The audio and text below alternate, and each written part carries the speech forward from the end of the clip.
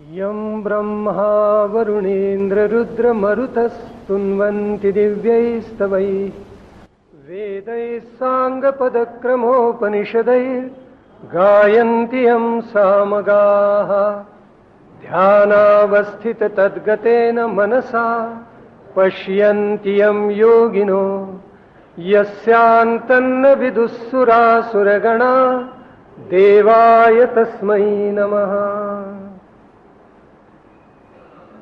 वंशी विभूषितकरात् नवनीरदाभात् पीताम्बरादरुणबिम्ब फलाधरोष्ठात् पूर्णेन्दुसुन्दरमुखात् अरविन्दनेत्रात् कृष्णात् परं किमपि तत्त्वमहं न जाने। अलंकापुरी पुण्यभूमि पवित्र तिथेनान्दतो ज्ञानराजा सुपात्र तयाठवीता महापुण्यराशी नमस्कार माझा सद्गुरु ज्ञानेश्वरासी। पुंडलीकवरदा हरी विठ्ठल श्री ज्ञानदेव तुकाराम पंढरीनाथ महाराज की जय। आदिनाथ महाराज की जय। जय जय रघुवीर समर्थ प्रभु।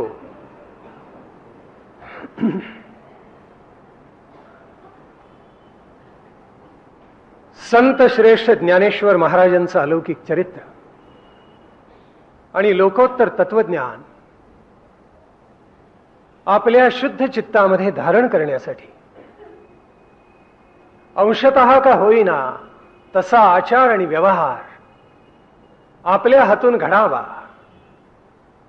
अशी प्रेरणा आपल्या चित्तामध्ये असल्यामुळे अत्यंत प्रेमानं, आदरानं, श्रद्धेनं, निष्ठेनं या पावनस्थळी उपस्थित असलेले, आपल्या श्रुती धन्य करण्यासाठी श्रुतिमंगल कार्यालयात आलेले आजचे सर्व मान्यवर, माननीय बाळासाहेब काजरेकर आणि सर्व श्रीकृष्ण भक्त, ज्ञानेश्वर भक्त, भगिनी आणि बांधव, संत श्रेष्ठ ज्ञानेश्वर महाराजांचं अलौकिक चरित्र आपण गेल्या 2 दिवसामध्ये काहीसं पाहिलं. मी पाहिलं असं म्हटलं, श्रवण केलं असं नाही. शब्दाला सामर्थ्य प्राप्त झालं ईश्वराच्या कृपेनं, संतांच्या कृपेनं, तर चरित्र केवळ श्रवण नाही केली जातात, चरित्र दिसतात. तशी चरित्र आपल्याला दिसली पाहिजेत. जर आचरायची असतील तर चरित्र दिसली पाहिजे. ज्ञानेश्वर महाराजांचं चरित्र किती उंचीचं आहे, त्याला किती पावनता आहे, ते किती हृदय आहे, त्याचा विलक्षण अनुभव आपण 2 दिवस घेतला. आपण नेहमी एक उपमा देतो. चरित्र कसं आहे? आभाळासारखं विशाल, हिमालयासारखं उत्तुंग, अशा उपमा आपण देतो. महासागरासारखं अतिखोल. पण खरंच सांगायचं झालं तर जी लोकोत्तर चरित्र असतात ती याहून व्यापक असतात. कारण ती केवळ पंचमहाभूतांपुरती मर्यादित नसतात. ती अध्यात्म प्रवण असतात, ती परमार्थयुक्त असतात, परमार्थ श्रवण असतात. आणि म्हणून त्या चरित्रांना काही विशेष अर्थ असतो. ज्ञानेश्वर महाराजांचं चरित्र हे पिढ्यानपिढ्या आपल्याला प्रेरणा देणार आहे. आता ज्या वेळेला श्रोते ते श्रवण करतात त्यांचे काही वर्ग असतात, 4 वर्ग असतात. पहिला वर्ग असा असतो की अक्काबाईचं सोबत घेऊन श्रवण करत असतात. मग जांभई येत असतात, कंटाळलेले असतात कदाचित दिवसभरच्या परिश्रमानं. जांभई आली तरी ती मोठे तोंड करून देऊ नये एवढी सभ्यता न पाळता जांभया देतात. ऐकलेलं चित्तात धारण करत नाहीत, इकडून ऐकतात तिकडून सोडून देतात. अशी जी मंडळी ती कनिष्ठ, ते श्रोते कनिष्ठ. बर हे कसे असतात? कुठे खुट्ट झालं की श्रवणापेक्षा यांचं लक्ष सगळीकडे असतं. कोण काय करते, कोण काय बघते, कोण दरवाज्यातून आत आलं, कोण दरवाज्यातून बाहेर गेलं, हे श्रवणापेक्षा याच्याकडे जास्ती लक्ष. हे कनिष्ठ. मध्यम कसे असतात? मन एकाग्र करायचा प्रयत्न करतात, पण एकाग्र होतच असं नाही, प्रयत्न असतो. आणि त्याच्यामुळे जे कानावर पडते त्यातलं थोडं व्यक्तिगत पात्रतेनुसार 10, 20, 25, 50% हे साचत जातं, बाकीचं ओघळून जातं. हा मध्यम श्रोता. उत्तम श्रोता कसा असतो? त्याचं मन एकाग्र झालेलं असतं. किंबहुना श्रवण भक्तीत त्यांनी काही वर्ष काढलेली असतात. श्रवण भक्ती फार मोठी तपश्चर्या आहे.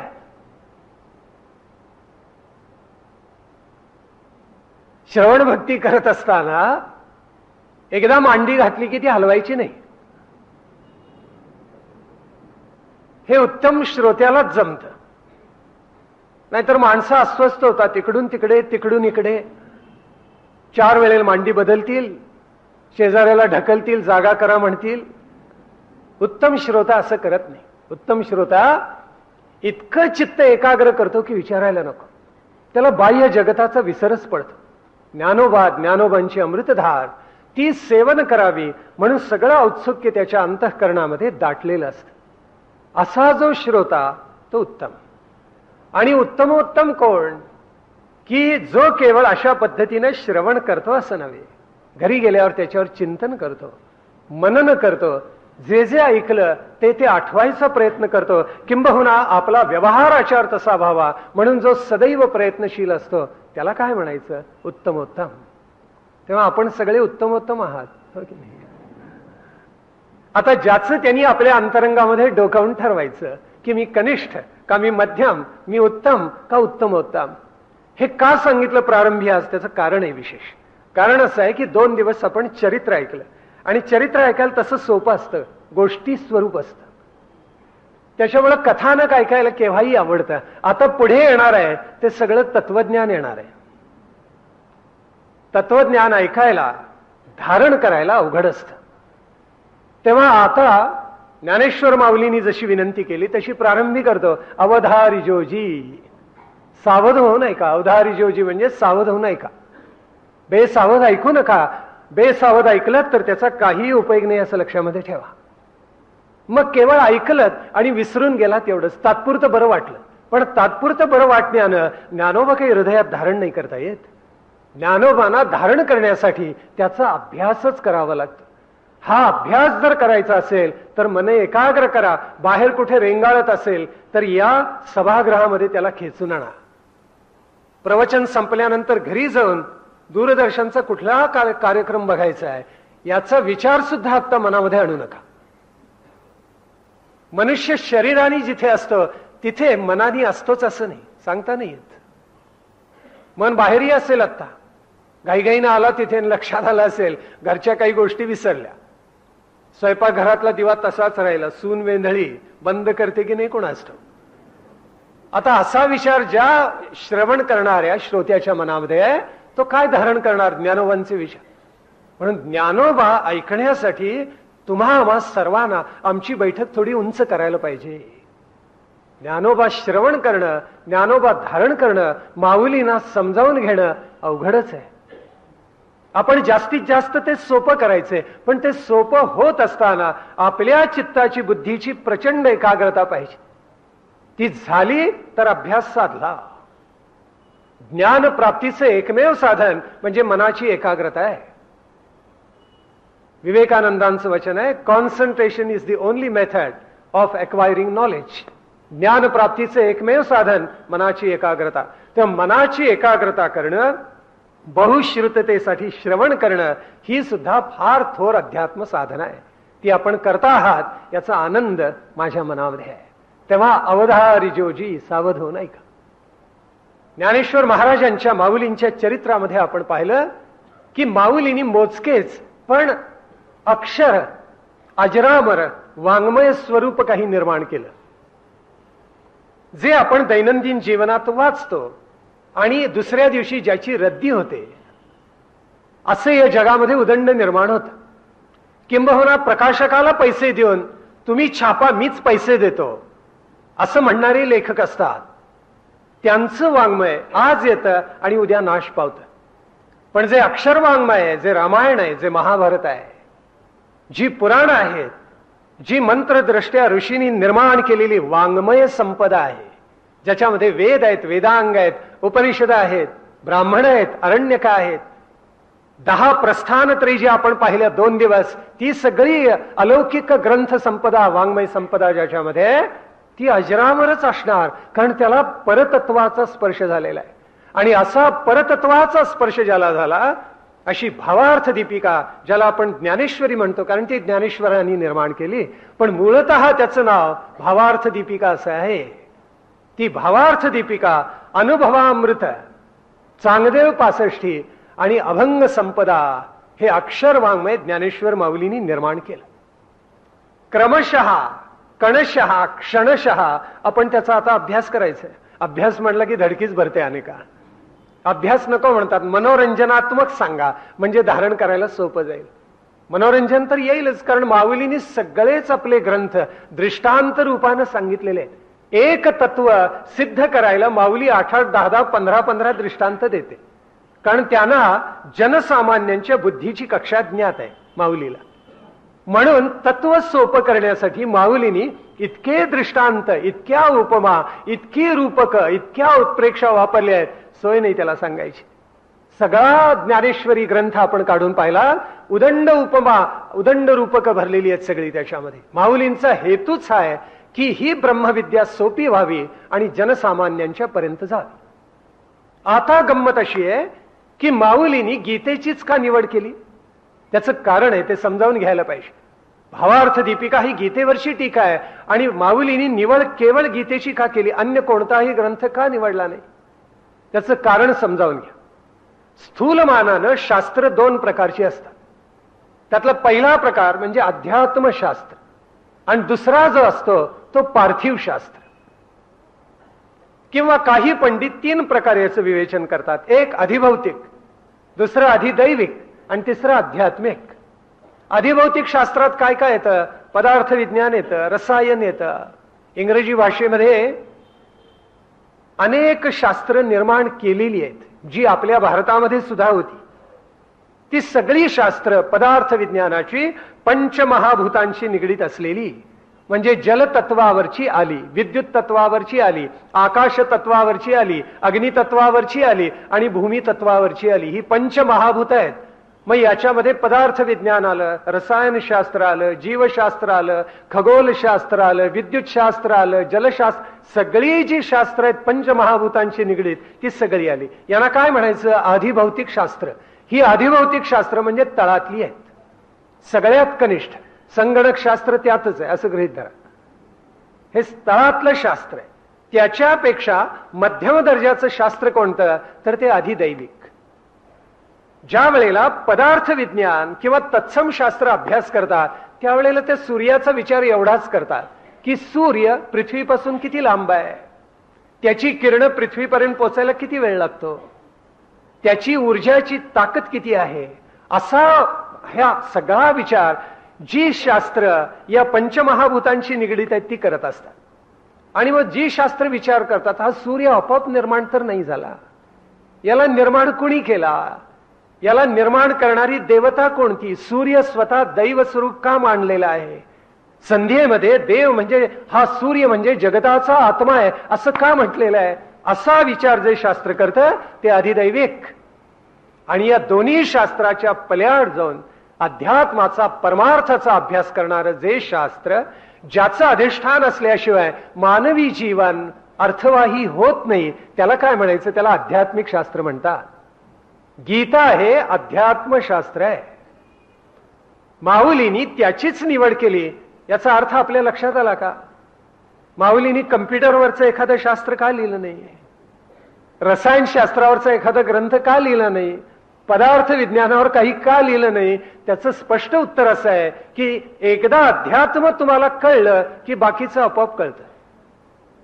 माऊली म्हणते अध्यात्म कळलं, एक काय आहे ते कळलं की अनेक आपोआप कळतात. म्हणून आधिभौतिक अधिदैविकाच्या मागे लागण्यात अर्थ नाही.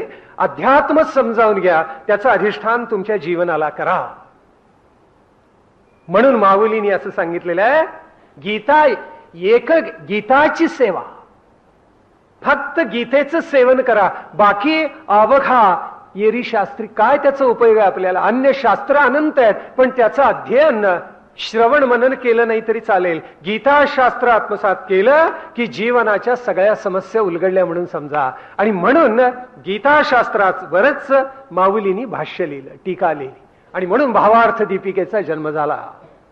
आता जी तत्वज्ञानाचा विचार करणारी शास्त्र असतात, अध्यात्माची शास्त्र असतात, ती काही वेळेला दुर्बोध असतात. ती दुर्बोध केव्हा असतात? तर वक्ता जर चांगला नसेल तर असतात, म्हणजे माझ्यासारखा. पण इथे वक्ता माऊलींच्या सारखा आहे, म्हणून तो अवघडातलं अवघड शास्त्र सोपं करतो. असं शास्त्र उलगडायला माणसाने शिक्षक असावं लागतं, प्राध्यापक नको. प्राध्यापक तो जो सोप्यातला सोपा विषय अवघड करतो, आणि शिक्षक तो की अवघडातला अवघड विषय सोपा करून सांगतो. तेव्हा माऊली लोकशिक्षक आहेत. असे आहे की ज्यांना तोड नाही आणि तुलना नाही. म्हणून सगळं गीताशास्त्र जे सूत्र रूपाने लिहिलेलं आहे ते सगळं उलगडून दाखवलेलं आहे. 700 श्लोकांवर 9000 ओव्यांचं भाष्य माऊलींनी उगाच का केलं? त्याच्या मागे भावना हीच आहे.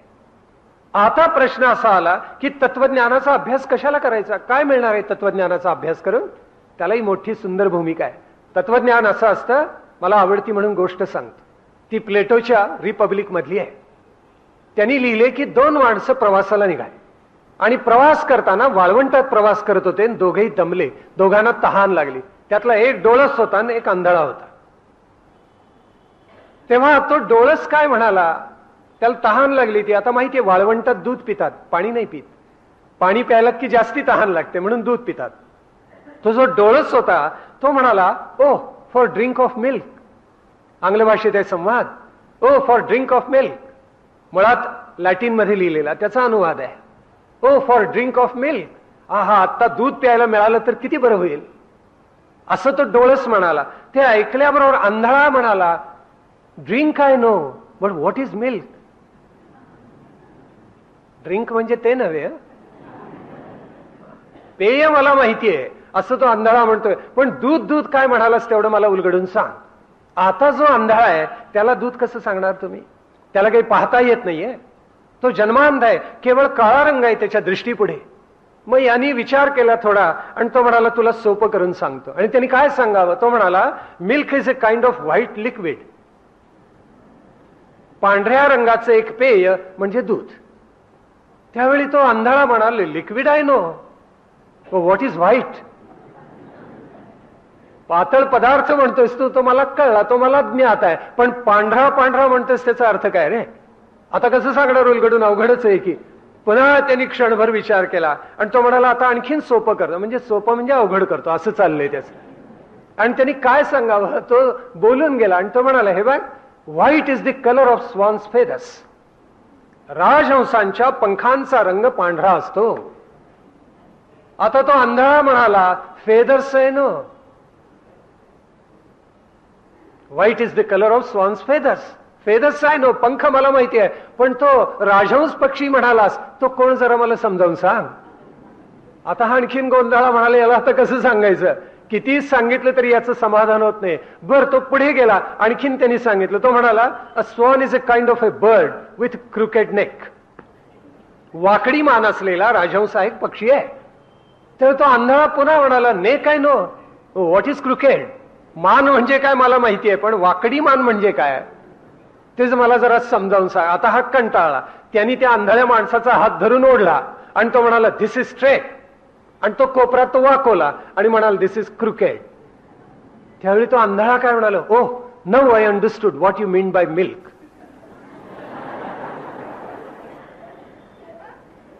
कुठून सुरुवात केली आणि कुठे येऊन पोचले बघा. तत्वज्ञान नीट उलगडता आलं नाही तर अशी परिस्थिती होते. सुरुवात कुठून तरी होते आणि भलत्या ठिकाणी पोचतात.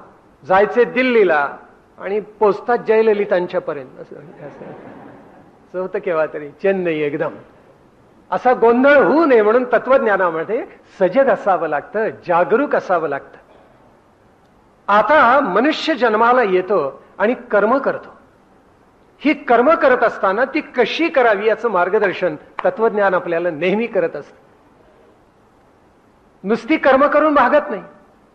कर्म तर करावीच लागतात, पण ती कशी करावी हे माणसाला उलगडत नाही. त्याचं मार्गदर्शन कोण करतं? तत्वज्ञान करतं. त्याचं मार्गदर्शन अध्यात्म करतं. त्याचं मार्गदर्शन परमार्थ करत असतो. नाहीतर कर्म तर आहेत, पण काही वेळेला हे कर्म नीतीचं आहे का अनितीचं आहे असं द्वंद्व माणसाच्या मनामध्ये निर्माण होतं. हे कर्म धर्माचं आहे का अधर्माचं आहे, हे न्यायाचं आहे का अन्यायाचं आहे, आणि मग कुणाला विचारावं? मग अनुभवी माणसाला माणसं विचारायला जातात की उलगडून सांगावं हे करावं की न करावं. मनामध्ये असा गोंधळ झालेला असतो. म्हणून कर्तव्य तर करावंच लागतं, पण कर्तव्य करताना मी कोण हे अगोदर जाणून घ्यावं लागतं. का? त्याचं उत्तर आहे, आणि अगदी साधं उत्तर आहे, त्याचं समजावून घ्या नीट. त्याचं उत्तर असं आहे की कर्तव्य तर मला करावं लागणार आहे. कोणतं कर्तव्य आणि कोणतं अकर्तव्य हे मला कळायला पाहिजे, पण त्याच्या अगोदर मी कोण कळलं पाहिजे. मी कोण? मी म्हणजे डोळे, मी म्हणजे नाक, मी म्हणजे कान, मी म्हणजे माझे पाय हात, मी म्हणजे कोण आहे मला कळलं पाहिजे ना, मी म्हणजे कोण. आता ज्यांना वाटतं की माझा जड दिसणारा देह म्हणजेच मी, ते काय म्हणतात? खा प्या मजा करा चंगळवाद. आजच्या जगामध्ये तो इतका उदंड झालाय की सगळ्या पिढ्यांना चिंता निर्माण झाली आहे की या जगाचं, या मानव जातीचं काय होणार, अशी चिंता निर्माण झालेली आहे. म्हणून चार्वाकाला वाटायचं आकाश सुद्धा त्यांनी मानलेलं नाही. पंचमहाभूत नाहीतच तो म्हणतो, चारच भूत महाभूत. आणि तो म्हणतो की कुठला आत्मा, कुठला पुनर्जन्म, कसले वेद, कसलं तत्वने, सब झूठ. चैन करा, खा प्या मजा करा, ऋणम कृत्वा घृतम पिबेत. कर्ज काढा पण चमचमीत खा म्हणजे झालं. तू प्या, सुराम पिबेत म्हणाला नाही नशीब, कारण तो भारतात जन्माला. अमेरिकेत जन्माला आला असतं तर हेच म्हणाला असतं, ऋणम कृत्वा सुराम पिबेत, नक्कीच म्हणाला असतं. मग आता मी कोण? मी जडदेह आहे का? मी केवळ पंचेंद्रियाचे विषय उपभोगायचे आहेत का? नाही. मी स्थूल देह आहे, पण माझ्या आतमध्ये काहीतरी आहे. काय आहे? मन आहे, चित्त आहे, बुद्धी आहे, अहंकार आहे. दाखवा बरं मला. तुमच्या देहातलं मन मला दाखवा, बुद्धी दाखवा, अहंकार दाखवा, चित्त दाखवा. तुम्ही म्हणाल दाखवता येत नाही, पण आहे नक्की. मग तुम्ही या चारीचा मिळून सूक्ष्म देह होतं याच्यासाठी जगणार का? का दिसतो हा जड देह आहे याच्यासाठी जगणार? मन चित्त बुद्धी अहंकाराची ओढ वेगळी असते, त्याच्यासाठी तुम्ही जगणार का? कशासाठी जगणार? आता कारण देह अविद्येचा असतो आणि महाकारण देह तुर्येचा, सगळ्याच्या पलीकडचा असतो. मी कोण हे जोपर्यंत मला कळत नाही तोपर्यंत माझं कर्तव्य मला कळणार नाही. अध्यात्म सांगतं की मी तुझ्या स्वतःला जे म्हणतोस ते अहंकाराधिष्ठित नसतं. तो तुझा जडदेह नव्हे, तो तुझा सूक्ष्म देह किंवा लिंग देह नव्हे, तो तुझा कारण देह सुद्धा नव्हे.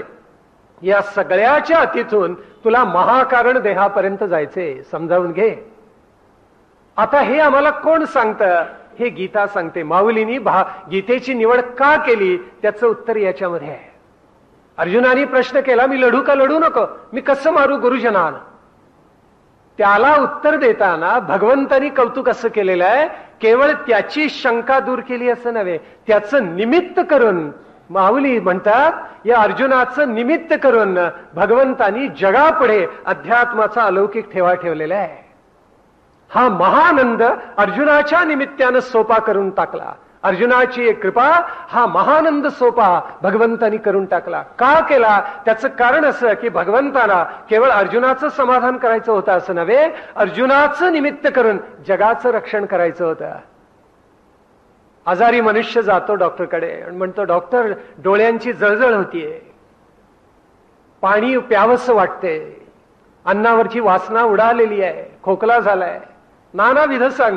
मग डॉक्टर तपासतात आणि म्हणतात, हा तुला आता तापावरचं औषध देतो, आता रोगी जर म्हणायला लागला, काय वेडपट आहात तो डॉक्टर, माझे डोळे जळजळत आहेत, मला खोकला येतोय, मला अन्नाची वासना नाही, तेव्हा माझे डोळे जळजळणं कमी व्हायला डोळ्यात काहीतरी घालायला द्या, मला भूक लागेल असं भुकेचं औषध द्या, असं रोगी म्हणायला लागतं. वैद्य म्हणतो गप्प बैस, मी दिले श्रद्धेने सेवन कर, कल्याण होईल. कारण हे सगळी जी लक्षणं आहेत ती कशामुळे निर्माण झाली? ताप आहे म्हणून निर्माण झाली. ताप आला नसता तर तुला यातलं काहीच त्रास झाला नसता. भगवंत अर्जुनाला काय सांगतायत? अर्जुन म्हणतोय माझे डोळे जळजळतायत, मला भूक लागत नाहीये. अर्जुनाची तक्रार अशीच आहे. म्हणून भगवंत म्हणतायत सगळ्याच मूळ जे आहे त्याच्यावरच तुला औषध देतो म्हणजे झालं. मला तात्पुरती मलमपट्टी करायची नाहीये, मला मुळातून तुझा सगळा रोग दुरुस्त करायचा आहे. आणि म्हणून रोग जर जुना असेल तर अमृतासारखी औषधी दिली पाहिजे असं माऊलींनी सांगितलेलं आहे. तशी औषधी भावार्थ दीपिकेच्या माध्यमातून जनसामान्यांना माऊलींनी दिलेली आहे. बरं, आता आणखीन पुढे जाऊन त्याच्यामध्ये गंमत अशी आहे की भगवंतांचं सामर्थ्य असं होतं की भगवंतांनी आपली आदिमाया वापरली असती, प्रयोग केला असता तर क्षणार्धात अर्जुन उभाच राहिला असता. शक्तिपात विद्येचा प्रयोग केला असता, अर्जुन उभा राहिला असता आणि युद्ध सुरू केलं असतं. भगवंतानं एका क्षणात करता आलं असतं, का बरं नाही केलं? अर्जुनाला 700 श्लोक त्यांनी का सांगितले?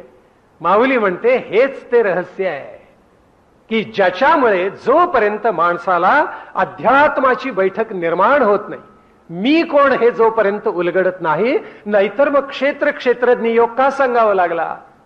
तुझा आत्मा अमर आहे हे का सांगावं लागलं? चार्वाक म्हणणार माझा देह म्हणजेच खरा, बाकी काही नाही. अद्वैत म्हणणार माझा आत्मा खरा. मी कोण? तर मी म्हणजे आत्मा. जे जडवादी असतात ते म्हणतात मी म्हणजे माझा देह. आता हा भेद लक्षात येतोय का पहा. तुम्ही कसा विचार करता आयुष्य जगताना? केवळ माझा हा जडदेह, पंचेंद्रियाचे विषय त्याला भरपूर खाऊ घाला असं म्हणता का? नाही. केव्हा तरी मनाची भूक असते, केव्हा तरी बुद्धीची भूक असते. म्हणून एखादं चांगलं नाटक माणसाला पाहावंसं वाटतं, एखादी चांगली नाट्यकृती पाहावीशी वाटते, नाटक वाचावंसं वाटतं, काव्य त्याचा रसास्वाद घ्यावासा वाटतो. का वाटतो? कारण सूक्ष्म देहाची तुमच्या भूक आहे. आणि खरा आत्मा तर या सगळ्याच्या पलीकडेच आहे. त्याला काहीच नाहीये, तो अलिप्त आहे, तो निर्लेप आहे, तो काहीही करत नाही.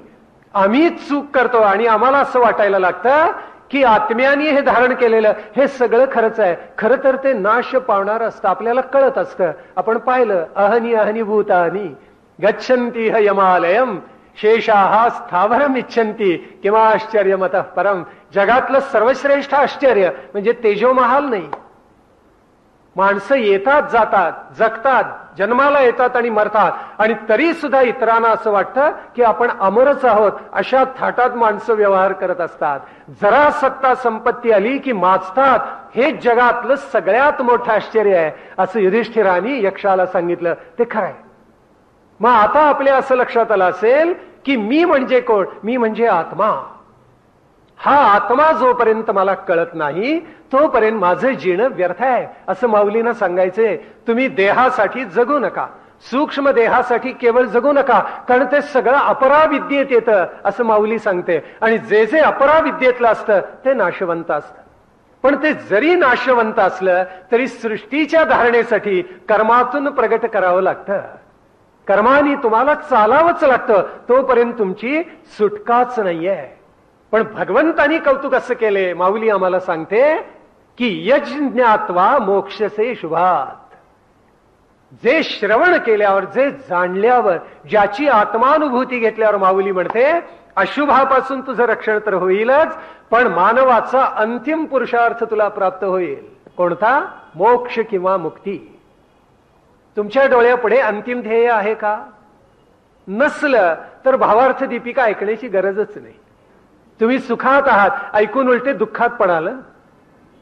अज्ञानात सुख आहे असं म्हटलं जातं आणि ते खरं आहे की अरे आतापर्यंत मी जडदेहच खरा मानत होतो, याच्यात काही आत आहे होय, म्हणजे गोंधळाला सुरुवात झाली. जाणून घ्यायची तळमळ सुरू झाली, जिज्ञासा निर्माण झाली. मग मी कोण? तर मी आत्मा. म्हणून माऊली म्हणते की भगवंतानी आम्हाला असं मार्गदर्शन केलेलं आहे की या मार्गाने आपल्याला प्रवास करायचा आहे आणि उन्नत व्हायचे. हळूहळू स्थूलाकडून सूक्ष्माकडे, ज्ञाताकडून अज्ञाताकडे अवघडाकडून सोप्याकडे असा प्रवास, सोप्याकडून अवघडाकडे असा प्रवास आपल्याला करत जायचा आहे आणि ज्ञात करून घ्यायचे काय काय आपल्याला. तर आज मी दिसतोय, न दिसण्याकडे मला जायचे. म्हणजे या देहामध्ये असलेला जो आत्मा, ज्याने वस्त्र स्वरूप माझा देह धारण केलेला आहे, त्या आत्म्याला मला खरं तर जाणून घ्यायचंय.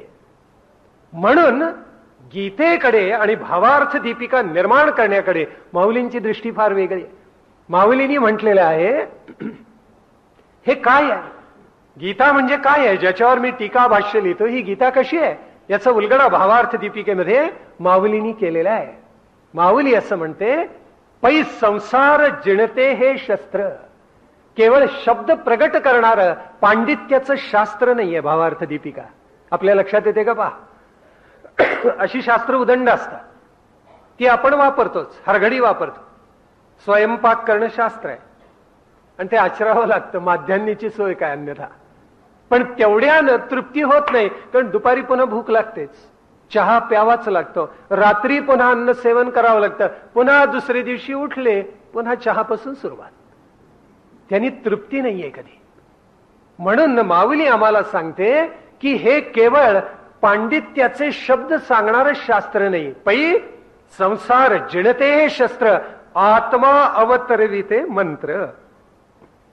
भावार्थ दीपिका काय किंवा गीता काय, हे असं मंत्रशास्त्र आहे की आत्म्याचं दर्शन तुम्हाला घडवून टाकेल, असं अलौकिक सामर्थ्य त्याच्यामध्ये. आम्ही असा विचार करत नाही, तो माऊलींनी केला. जे लोकोत्तर महात्मे असतात ते असा विचार करत असतात. आता माऊलींनी काय सांगितले, कशासाठी भावार्थ दीपिका लिहिली, एका ओवीमध्ये सांगितले, एथ अविद्यानाश हे स्थळ, तेने मोक्षोपदान हे फळ, या दोन्ही केवळ साधन ज्ञान. हे इतुलेची नाना परी, विस्तारिले कथिले ग्रंथ विस्तारी, निरूपिले ग्रंथ विस्तारी. काय आहे इथे, फक्त दोन गोष्टी आहेत. एक, एथ अविद्यानाश हे स्थळ, अविद्येचा नाश करायचा आहे भावार्थ दीपिकेनं. आता जे ज्ञानवंत आहेत त्यांनी ती ऐकावी का, जरूर ऐकावी, कारण ज्ञानाला सुद्धा कुठेतरी अहंकार होतो, म्हणजे तो होऊ नये म्हणून अगदी आत्मज्ञान झालं तरी आदर्श कर्म करायची कधी टाकू नयेत. मग पहिलं कुठलं सांगितलं, येथ अविद्या नाशु हे स्थळ, अविद्येचा नाश करण्यासाठी भावार्थ दीपिकेची निर्मिती आहे. दुसरं, तेने मोक्षोपदान हे फळ, त्यातून लाभ काय होणार, अविद्या गेली की विद्येची प्राप्ती होणार. विद्या कोणती, सा विद्या या विमुक्तये. नाहीतर विद्या नाना प्रकारच्या असतात, 14 विद्या आहेत, 64 कळा आहेत. विद्या नाम नरस्य रूपमधिकम प्रच्छन्न गुप्तम धनम, विद्या भोग करी यशस् सुख करी, विद्या गुरुणाम गुरु. पुष्कळ विद्येचं कौतुक, किम किम न साधयती कल्पलतेव विद्या, असंही म्हटलेलं आहे. विद्येचा गौरव आपल्याकडे पुष्कळ गायलेला आहे. पण ती ही विद्या नव्हे, ही एकमेव विद्या आहे. कोणती, ब्रह्मविद्या आहे. म्हणून म्हटले सा विद्या या विमुक्तये. अविद्या घालवायची, आत्मज्ञान ब्रह्मविद्या मिळवणारी ती विद्या प्राप्त करून घ्यायची. त्याने मोक्षोपदान हे फळ, त्याच्यापासून काय प्राप्त होणार आहे, मुक्तीचा, मोक्षाचा, म्हणजे मानवी जीवनाचा जो अंतिम पुरुषार्थ आहे त्याचा गोमटा लाभ होणार आहे. आता याला साधन कोणतं आहे, या दोन्ही साधन कोणतं, केवळ ज्ञान. या दोन्हीला साधन कोणतं आहे, तर केवळ ज्ञान आहे. हे ज्ञान म्हणजे आत्मज्ञान, दुसरं कोणतंही नव्हे. माहिती आणि ज्ञान याच्यामध्ये आम्ही नेहमी घोटाळा करतो. माऊली म्हणते माहिती वेगळी आणि ज्ञान वेगळं. लक्षात येते का पहा. आपण दैनंदिन जीवनामध्ये जे वाचतो ती माहिती, आणि परमात्म्याचं ज्याच्यामुळे अनुभूती येते ते ज्ञान. अगदी थोडक्यात असं ज्ञान मिळवायचा आम्ही कधी प्रयत्न करत नाही. शेवटी कोणत्याही गोष्टीचा अनुभव यायला लागतो. तो एक छान दृष्टांत आहे ना, फार गोड आहे दृष्टांत. सून नवीन घरात आली आणि सासूनी सांगितलं, अगं धिरडी कर, तुझ्या नवऱ्याला फार आवडतात. ती म्हणाली आत्ता करते. झालं काय, भांड्यांचा फक्त आवाज यायला लागला स्वयंपाकघरात. सासू बाहेर बसली. ती म्हणाली, अगं बाई होत नाहीयेत का. ही पाय आपटत बाहेर आली. म्हणाली अर्धा तास प्रयत्न करते, एक काही धड होत नाहीये. तर सासूनी विचारलं, अगं कसं करतेस, जरा सांग तरी मला. त्यावेळी तिनं सांगितलं. मग सासू हसली, म्हणाली, बाळा असं नसतं करायचं. हे बघ, नारळाची शेंडी घे, तव्याला जरा तेल लाव, म्हणजे भराभर सुंदर धिरडी कशी निघतात बघ. ती म्हणाली, हा तिच्या एवढंच, फारच सोपं आहे. गेली आत, पुन्हा आवाजच नसते, धिरड काही बाहेर येणार. तर ती म्हणाली, सासू अगं असं काय करतेस, आता काय हे असं काय काय अडचण आहे तुला म्हणून हे करत नाही असतं. ती म्हणाली, अहो इतके वेळ तेल लावते, तुम्ही सांगताय होतच नाहीये धिरडी. सासू म्हणाली, मी इतकी वर्ष 30 वर्ष त्याच्यात बघतेच. आली आत, लाव तेल बरं. तर सुनेने काय करावं, शेंडी घेतली, तेलात बुडवली आणि तव्याला खालून तेल लावलं. आता मला सांगा धिरडी कशी होणार. तवा जळण्या पलीकडे धिरडी जळण्या पलीकडे काय होणार. सासूला अनुभव आहे, कोणत्याही गोष्टीचा अनुभव यावा लागतो. हा अनुभव आत्मज्ञानातून येतो. या दोन्हीला साधन कोणतं आहे, अविद्येचा नाश आणि मोक्षाचा लाभ. या दोन्हीला अनुभव कशाचा आहे, तो ज्ञानमार्गाचा आहे. आणि म्हणून इतुकेची नानापरी निरूपिले ग्रंथ विस्तारी. माऊलींनी 1.5 ओवीमध्ये भावार्थ दीपिकेत काय सांगितले ते स्पष्ट केले. एवढंच सांगितले, इतुलेची नानापरी.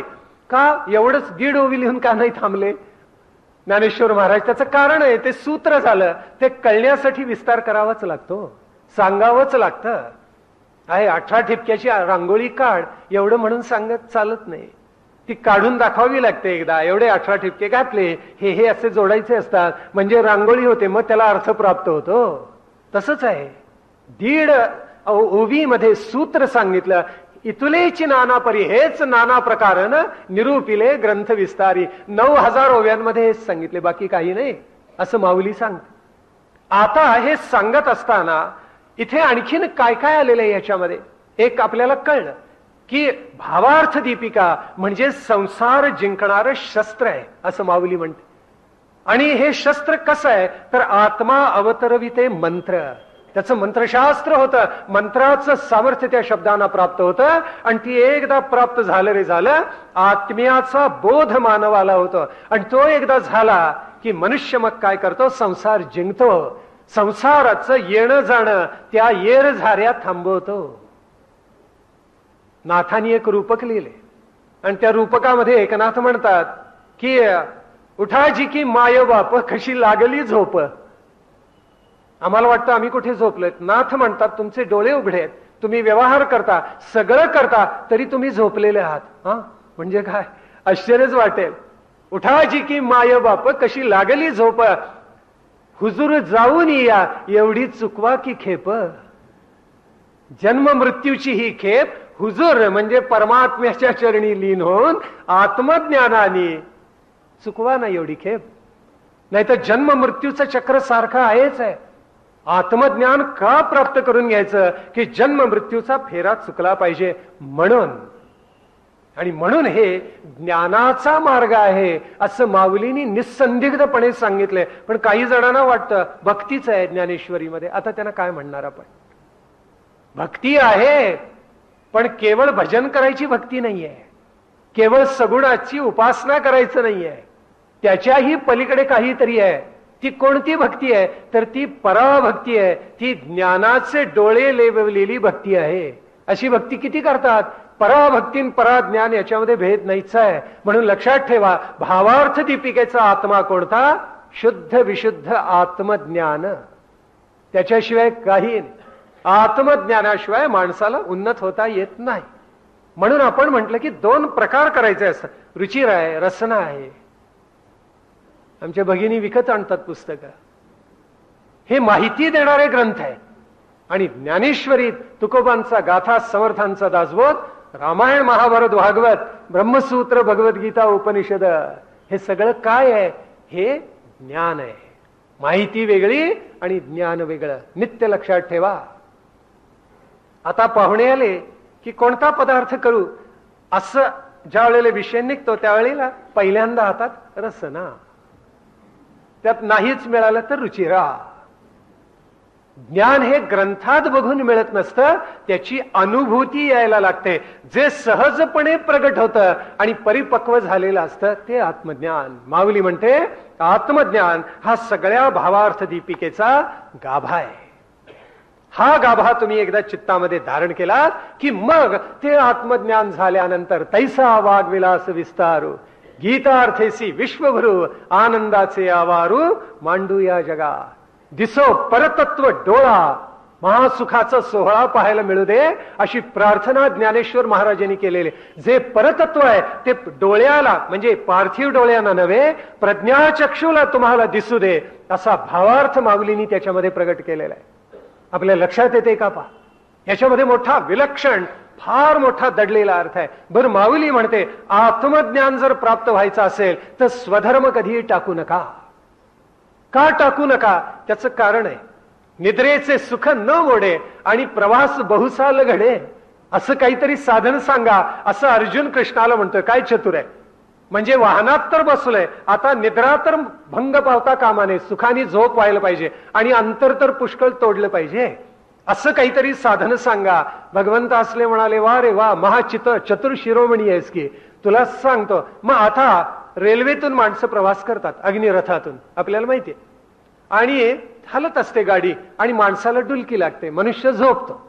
मग आता असा जर सुखाचा प्रवास होत असेल, वातानुकूलित स्वयंप्रेरिकेतून प्रवास होत असेल, वातानुकूलित तैलरथ आला वाटतं, अर्थ बहुधा लक्षात आला. एसी कार, त्याला मराठीमध्ये आपण वातानुकूलित तैलरथ असं म्हणतो. या तैलरथातून प्रवास करताना सारथी पुढे चांगला जबाबदार असला, शांत झोप लागते मागे. मग एखादा जर म्हणायला लागला मी बैलगाडीतून जातो, वेळाच आहे, धक्के खात खातच जावं लागणार, झोप कशी लागणार? झोपही हवी, अंतरही तोडायचे. माऊली म्हणते स्वधर्म आचरा. तसं एकदा कळलं, स्वधर्माचं सुख कळलं की ते सुख कसं आहे, वातानुकूलित तैलरथातून जाण्यासारखं आहे. मग बैलगाडीत म्हणजे परधर्माचा आश्रय करायला कोण जातो? हा काय माऊली गोड सांगते आम्हाला उलगड. आणि म्हणून आत्मज्ञानाची आवश्यकताच आहे असं नव्हे, आत्मज्ञान होणं अपरिहार्य आहे. बर, दुसरं असं, आत्मज्ञान ज्या माध्यमातून होतं ते अध्यात्मशास्त्र तुम्हाला कोहमचं उत्तर देतं. मी कोण, मी कुठून जन्माला आलो, हे शरीर कुठून निर्माण झालं, को वास्य करता, याचा करता कोण आहे, या सगळ्या प्रश्नांची उत्तर कोण देतं? तर ते अध्यात्मशास्त्र देत असतं. आत्म्याचं शास्त्र ते अध्यात्मशास्त्र. मग आम्हाला वाटतं वार्धक्यामध्ये केव्हा तरी हे सुरू करावं, नाहीये, अगदी लहानपणापासून याला सुरुवात केली पाहिजे. त्याचं कारण माऊलींनी फार सुंदर सांगितलंय. प्रल्हादानी भागवतात तेच सांगितले, कौमाराचरेत प्राज्ञः धर्मान भागवतानि. अध्यात्माला केव्हा प्रारंभ करावा म्हणून प्रल्हादाच्या मित्रांनी त्याला विचारल्यावर तो म्हणतोय कौमार आचरेत प्राज्ञः. कुमारावस्था असताना, कुमारी अवस्था असताना आपण अध्यात्माच्या अभ्यासाला प्रारंभ करावा. किती विलक्षण आहे, त्याचं कारण आहे. त्याचं सर्वाधिक प्रधान कारण माऊली आम्हाला सांगतात. माऊली असं म्हणते की तुम्हाला एकदा देह मिळाला की तुम्हाला कर्म करावीच लागतात, कर्म तुम्हाला टाकता येत नाही. मग ही कर्म कशी करावीत हे तुम्हाला कोण शिकवतं? तर अध्यात्मशास्त्र शिकवतं. म्हणून अध्यात्माचा अभ्यास आवश्यक आहे. आता तुम्ही म्हणाल करायचंय काय अध्यात्माचं, कशाला परमार्थ पाहिजे, कशाला अध्यात्म पाहिजे? आम्ही तर कर्म करतोच की, पण कर्म करताना त्याचे परिणाम काय होतात ते आम्हाला कळत नसतं. तो जाणताच मनुष्य तुम्हाला सांगू शकतो बरं का, अन्य कोणीही सांगू शकणार नाही. कर्म माणसं आचरतात. एक उदाहरण सांगतो गोंदवलेकर महाराजांचं, फार नितांत सुंदर आहे. गोंदवलेकर महाराज, त्यांच्याकडे अनंत भक्त येत असत. एकाने प्रश्न विचारला, महाराज माझाही विवाह झालाय, तुमचाही विवाह झालाय. बघा गुरुला काय विचारतोय, माझंही लग्न झाले, तुमचंही लग्न झाले. तुकाराम काय, नामदेव काय, एकनाथ काय, बहुसंख्य सगळे संत हे प्रापंचिकच होते की. बघा प्रश्न काय आहे, प्रांजल असावा म्हणून त्याला सुंदर उत्तर दिले. पण तो म्हणाला सगळे संतही प्रापंचिक, आम्हीही प्रापंचिक. ज्ञानोबा समर्थांसारखे विरळा, ज्यांनी प्रपंच केला नाही पण जगाचा प्रपंच केला. आई चिंता करतो विश्वाची, बुडते हे जन न देखवे डोळा, विश्व होनी विचरे विश्वा माझी, नारायणासे विश्वी त्याची पूजा करीत जावी. विष्णुमय जग वैष्णवांचा धर्म. अनंत उदाहरणं सांगता येतील संतांनी जो विचार केला. इथे भावार्थ असा, त्यांनी विचारलं तुम्हीही प्रापंचिक आम्हीही प्रापंचिक, भेद काय? तुम्ही प्रपंच केलात, संपत्ती जोडलीत, मुलं बाळ झाली, वंशवेल पुढे चालू राहिला, तुमच्यात आमच्यात काय फरक आहे? काहीच फरक नाही आहे. आता तुमच्याही मनात आला असेल ना, खरंच की हो, आजपर्यंत आम्ही असा विचार कधी केलेलाच नव्हता, असंही वाटलं असेल. नाही, त्याला विशेष सुंदर उत्तर आहे. गोंदवलेकर महाराजांनी जे उत्तर दिलं ते इतकं गोड आहे. ते म्हणाले, बाबा रे, तू म्हणतोस ते काही खोटं नाही, बरोबर आहे, पण संत प्रपंच करतात आणि जनसामान्य प्रपंच करतात, यात भेद आहे. तो कसं आहे? त्यांनी एक उदाहरण दिलं. ते म्हटले, प्रापंचिक जनसामान्य कसे असतात, तर आंब्याची कोय असते ना, तसे असतात. म्हणजे काय? त्यांनी विचारलं. ते म्हणाले, आपण आंब्याचा रस काढतो आणि शेवटी आतली कोय असते ती पिळून पिळून काढतात, अगदी पोरांना खायला देतात, चाटून पुसून खा. कितीही चाटून पुसून खाल्ली तरी लखलखीत होत नाही, त्याला एवढा एवढा गर राहतोच. तेव्हा जनसामान्य प्रापंचिक कसे असतात, कितीही त्यांना धुवून पुसून लख करायचं म्हटलं तरी एवढं एवढं चिकटतच राहतच. मग त्यांनी विचारलं, संतांचा प्रपंच कसा असतं? तर त्यांनी अगदी थोडक्यात उत्तर दिलं. चिक्कू मधली बी कशी असते म्हणाले, चिक्कू फोडला, बी काढली की निर्लेप, एक कण काही घेऊन बाहेर येत नाही. संतांचा प्रपंच असा असतो. आहा, काय गोड उदाहरण दिले हो. तेव्हा कर्तव्य कर्म ही करावीच लागतात, संतही करतात, पण संतांचं कर्तव्य कर्म करणं आणि जनसामान्यांचं करणं याच्यात भेद आहे, हे आपल्या लक्षात आलं असतं. आता भगवंतानी नाही देहभृता शक्यम त्यक्तुम कर्माण्य शेषतः, भगवंतानी 18व्या अध्यायामध्ये सांगितलेलं आहे की कर्म सगळी अशेष करणं जोपर्यंत देह आहे तोपर्यंत शक्य नाही, अशक्यच आहे. मग आपल्या लक्षात आलं असेल की आपल्याला कर्म तर करायचंय, पण कर्माचं रहस्य कळलं नाही तर कर्म करणं अवघड जातं. माऊलींनी त्याला एक दृष्टांत दिलाय बरं का. कर्मयोग सगळा भावार्थ दीपिकेमधला उलगडून दाखवत असताना फार सुंदर सांगितलं. माऊली काय म्हणते, काही वेळेला काय होतं, आंबा इतका छान असतो रसपूर्ण, आणि मग त्याला असं वाटतं की अरे साल सुद्धा खाल्ली पाहिजे. असे काही असतात बरं का. साल काढावी, उलटी करावी, गर खावा, असं न करता सालीसकट खायला जातात. माऊली म्हणतात, एकदा एकाने असा प्रयोग केला आणि त्याचा परिणाम काय झाला, असा आंबा रसरशीत तो तोंडात घासला, घातल्यावर काय झालं, तो घशात अडकला, रसही नाही आणि सालीच्या आतल्या गराची चवही नाही, आणि तो तडफडायला लागला. तडफडायला लागल्यावर एका जाणकाराने त्याच्या मानेवर, पाठीवर बुक्के मारले. ते मारल्याबरोबर आंबा बाहेर पडला. अर्थ काय झाला, फळ रसाळ असलं तरी त्याची साल आणि आठळी टाकावी लागते. माऊली म्हणते, कर्म करताना आपल्याला असंच काहीतरी करावं लागतं. अगदी उत्तमातलं उत्तम कर्म असलं तरी काही त्यातलं वगळावं लागतं आणि आवश्यक तेवढंच करावं लागतं. म्हणून कर्मयोगाचा एवढा प्रपंच केलेला आहे. नाहीतर कर्मयोग आपल्याला आचरावाच लागला नसता. जन्माला आलात की मृत्यूपर्यंत कर्म हे करावंच लागतं. आता ही कर्म नानाविध प्रकारची असतात. कोणती असतात त्याचं खूप उहापोह ज्ञानेश्वरीमध्ये, अन्य ग्रंथामध्ये. मुख्यतः कर्म 3 प्रकारचे. कोणतं? कर्म, विकर्म आणि अकर्म. 3 प्रकारची कर्म ही गीतेत सांगितली आहेत आणि ज्ञानेश्वरीमध्ये त्याचा उलगडा हा माऊलींनी केलेला आहे. आता मुळामध्ये जे कर्म आपण करतो ते कर्म म्हणजे काय, माऊली असं म्हणते की स्वभावानं हे सगळं विश्व आकाराला येणं म्हणजेच कर्म आहे. हा, मग या विश्वामध्ये जेवढं घडतं तेवढं सगळं कर्मस्वरूप आहे. तुम्हाला सुटकाच नाही, कर्म करणार नाही असं तुम्हाला म्हणताच येणार नाही, कारण या संपूर्ण विश्वाचा तुम्ही एक भाग आहात. ज्या स्वभावामुळे परमात्म्याच्या हे सगळं विश्व आकाराला येतं त्याला काय म्हणायचं, त्याला कर्म म्हणतात. अशी सुंदर व्याख्या माऊलींनी केलेली आहे. आता कर्म, विकर्म, अकर्म ही गीतेनं तर सांगितलं. प्राकृतात बोलायचं झालं कोणकोणती कर्म आहेत, नित्य कर्म, नैमित्तिक कर्म, काम्य कर्म, निषिद्ध कर्म, प्रायश्चित्त कर्म आणि आवश्यक कर्म. 6 प्रकार आहेत. लक्षात येत आहेत का पहा. आवश्यक कर्म कोणती आहेत, खाणं, झोपणं, चालणं, बोलणं, जिथे नोकरी करतो तिथे जमेल तेवढी नोकरी करणं वगैरे वगैरे, अशी सगळी कर्म मनुष्य करतो, आपल्याला माहिती आहे. आवश्यक कर्म ही सगळी त्याच्यामध्ये, कारण त्याच्याशिवाय भागतच नाही. देह आहे म्हणून हे सगळे करावे लागतात. स्नान करावं लागतं, चूळ भरावी लागते, हातपाय धुवावे लागतात, हातपाय धुवून जेवायला बसायला लागतं, पायातले जोडे काढावे लागतात. हा, अभ्यंकराचं भलतंच काय सांगतायत असं वाटेल.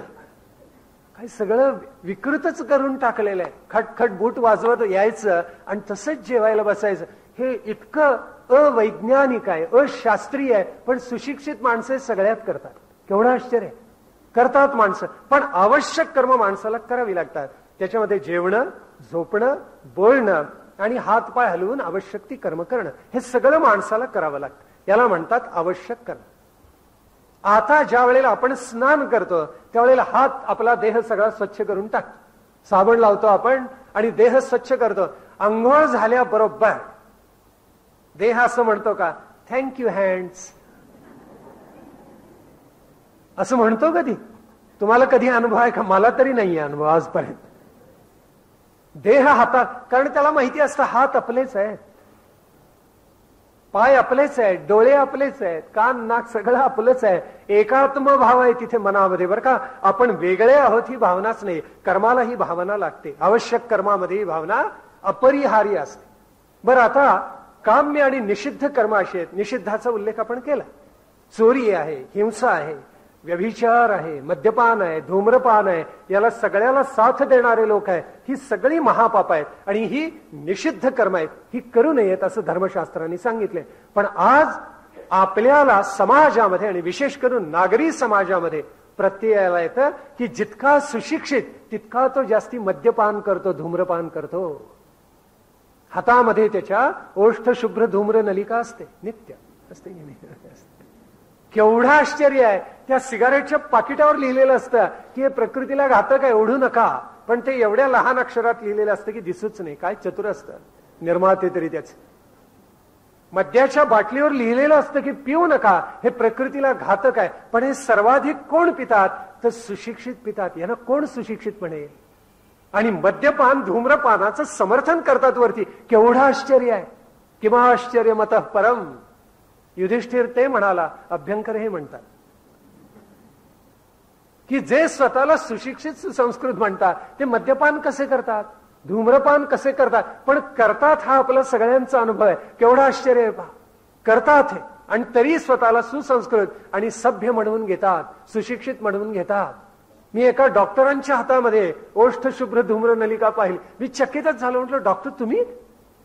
माणसानं एक वेळ कळत नाही की हे प्रकृतीला घातक आहे. डॉक्टरला तर हे 100% माहिती असतं. नाही म्हटले, मला माझं आयुष्य एन्जॉय करायचं. आपण जिथून आज प्रवचनाला सुरुवात केली ना, बरोबर त्याचं उत्तर आता कळलं असेल आपल्या. मी कोण आणि मी एखादं कर्म का करावं किंवा का करू नये. भगवंतानी गीतेत सांगितले, असे जे वाम मार्गाने चालतात ते प्राणी मात्र मी त्यांच्या शरीरात अंतस्थ असतो ते मला कृश करतात. काय उद्गार आहेत भगवंतांचे. असे जे पापात्मे महापापी आश्रय घेतात आणि धूम्रपान मद्यपान व्यभिचारादी कृत्य करतात ते माझ्या देहामधल्या, या मानवरूपी देहामधल्या ईश्वराला कृश करतात. हे भगवंतांचं वचन आहे. आपल्या लक्षात आलं. म्हणून निषिद्ध कर्म करू नका, हा त्यातला भावार्थ आहे. आता दुसरं असं की काम्य कर्मही करू नयेत. म्हणजे मला एवढं मिळालं तरच मी करेन असं म्हणून कामाला प्रारंभ करू नये. त्यातून चांगलं निर्माण होईल अशी श्रद्धा ठेवावी आणि काम करावं. ईश्वर बोळावा म्हणून पूजा करू नये, आपण निर्मळ व्हावं म्हणून पूजा करावी. आपण निर्मळ झालो, ईश्वर वळणारच. आम्ही उलटे करतो, ईश्वर वळावा म्हणून पूजेला सुरुवात. आपण शुद्ध व्हा, ईश्वर बोललाच पाहिजे. तो म्हणतो, तुझा भाव चित्त अंतरंग निर्मळ झालं, मी आलोच तिथे. जागा कुठे आहे मला आत यायला, असं त्याचा प्रश्न आहे. आत यायला जागाच नाहीये, कारण इतकी कोलिष्टक माजलेली आहेत अंतरंगामध्ये. ती काढा, स्वच्छ करा, मग मी येऊन तिथे स्थिरावतो. हे भगवंतांचं सांगणं आहे. आता काम्य कर्मही नकोत, निषिद्ध नकोत, आवश्यक केली पाहिजेत. निषिद्ध आणि काम्यामध्ये प्रायश्चित्त कर्म येऊन जातात.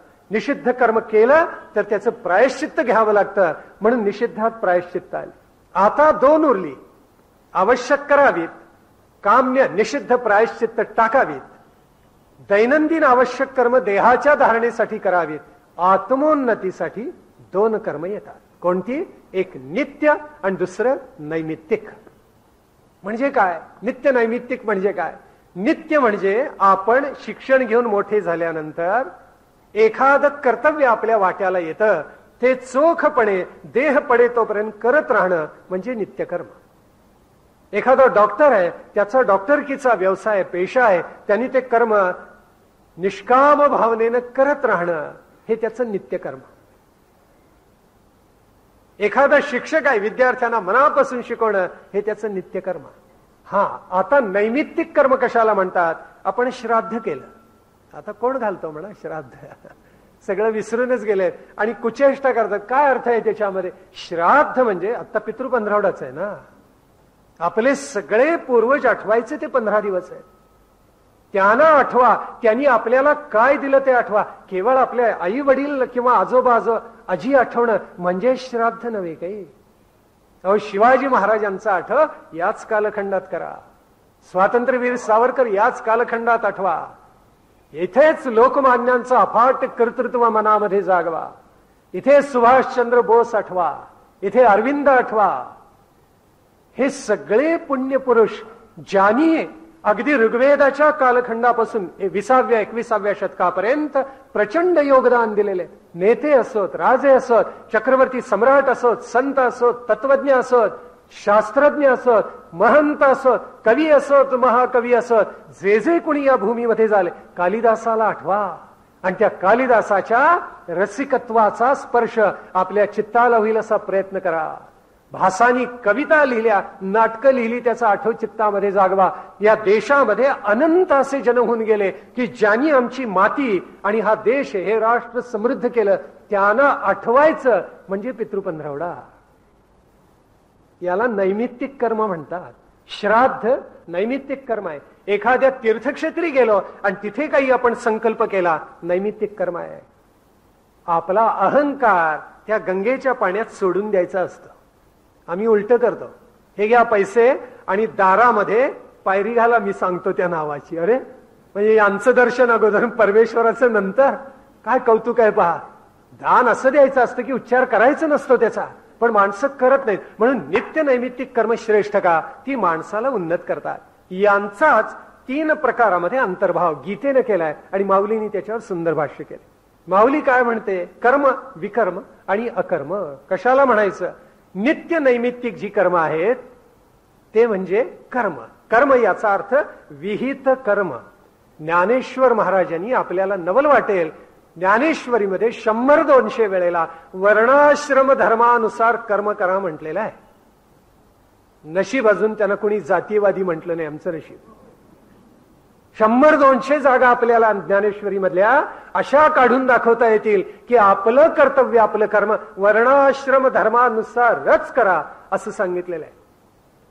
वर्णाश्रम विहित कर्म तेच तुमचं विशेष विहित कर्म आहे असं ज्ञानेश्वर महाराज बोलतात. आता काय म्हणणार? ज्ञानेश्वर महाराज पक्षपाती होते, ज्ञानेश्वर महाराज जातीवादी होते, काय म्हणणार तुम्ही याला?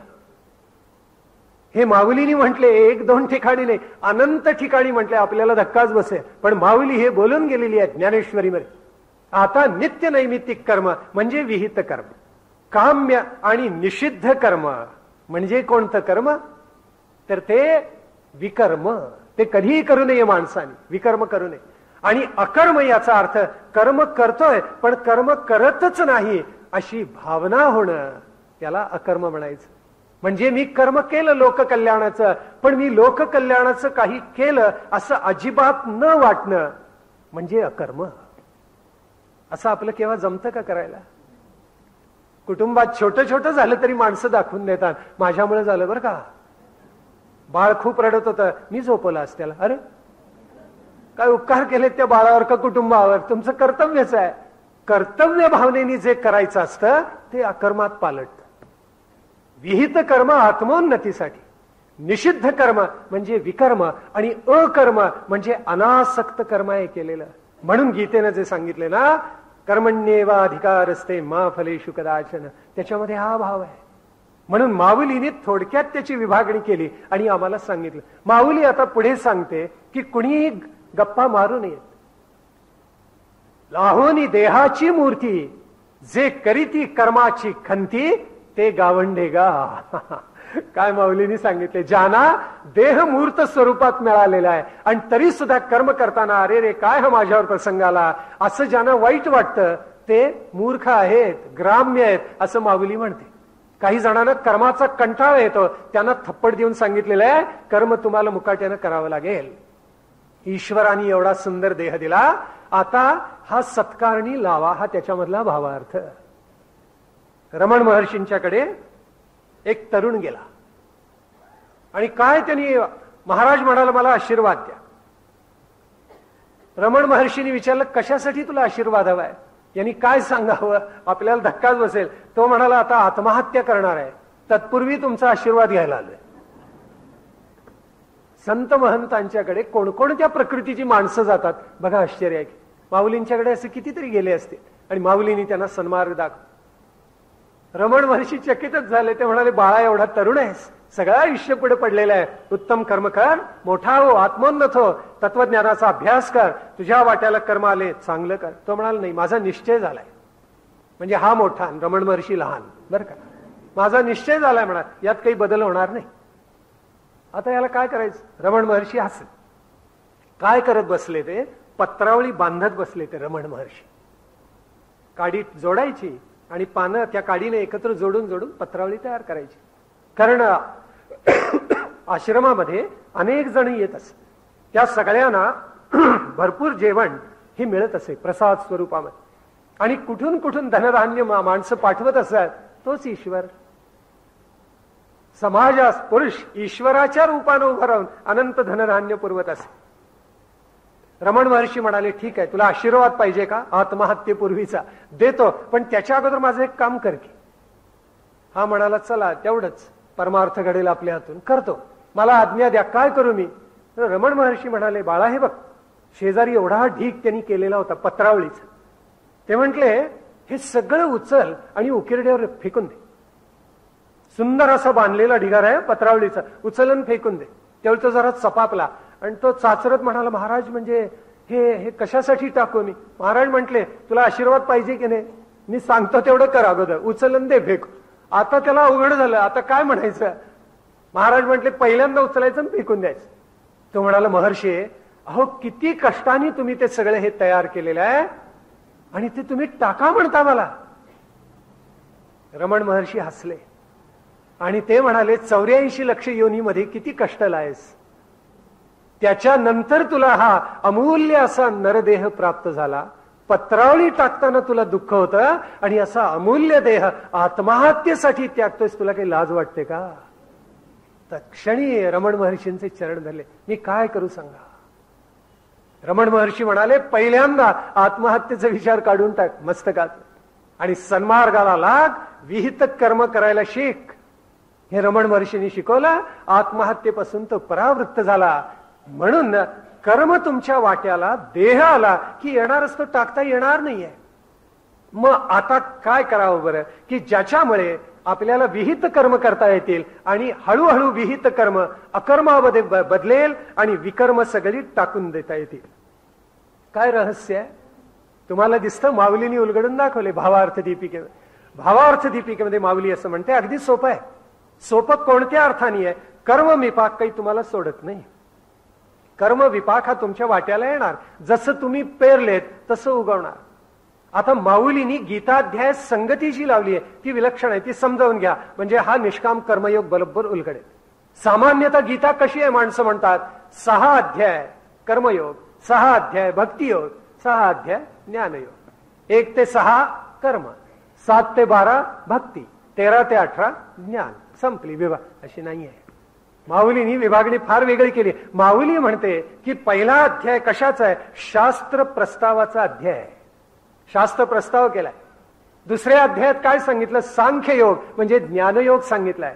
मोक्षदानी स्वतंत्र असं हे अध्यात्म प्रधान शास्त्र आहे. मोक्षदानी स्वतंत्र आहे ते आणि अध्यात्म प्रवण असं शास्त्र आहे, ज्ञानाने ठासून भरलेलं. म्हणजे दुसरा अध्याय हा असा आहे जो ज्ञान सांगतो पण तुम्हाला मोक्षाच्या वाटा उलगडून दाखवतो, ज्ञान मात्र सगळं स्पष्ट करत नाही. तिसरा अध्याय कसा आहे तर तो साधनारंभू आहे म्हटलेला आहे. तुम्हाला उपासना केली पाहिजे, मग तुम्हाला खरी भक्ती ज्ञान प्राप्त होईल. म्हणून साधनेला प्रारंभ कुठून करायचा, तर तो 3ऱ्या अध्यायापासून करतात. माऊली म्हणते 3ऱ्या अध्यायापासून 11व्या अध्यायापर्यंत काय आहे, उपासनाच आहे, काही नाही बाकी. ज्याच्यामुळे उत्तम भक्ती उत्तम ज्ञान प्राप्त होईल असे 8-9 अध्याय सगळे कशाचे, 3ऱ्यापासून 11व्यापर्यंत म्हणजे 8 अध्याय हे कशाचे जर असतील,